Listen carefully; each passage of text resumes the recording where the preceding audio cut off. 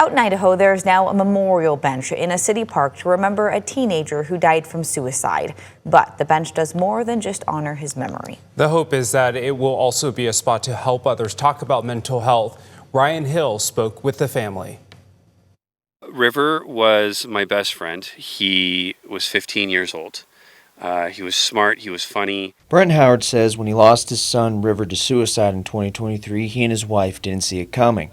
Thankfully, the J Foundation reached out to them and helped them heal. It was during this time Howard says he wanted to find a way to honor his son's memory. I saw a article online about some friendship benches in Rexburg at an elementary school, actually. And I thought, maybe we could create a bench as a safe place for people who are struggling. Howard says he started researching for someone to do the job. One company said they could do it for more than $11,000, but Classic Stoneworks offered to do it for much less. They reached out and said they'd like to help with the bench.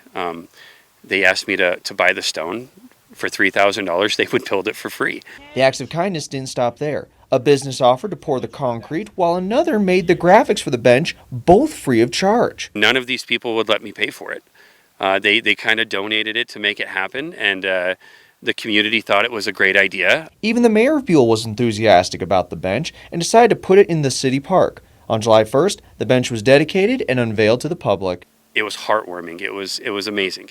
I'm really thankful for everybody who made it happen. Howard explains this bench acts as a memorial for River, as well as a place for people who are struggling internally to sit. The goal is for another person to notice and walk over and engage with them. One person sits down and asks, "Are you okay?"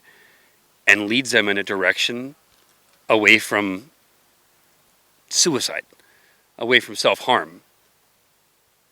Then the bench is worth it. Howard adds this bench is a reflection of what his son was like to others around him. He was the kid who helped everybody. He sat with the kids who sat alone at lunch and made them feel comfortable.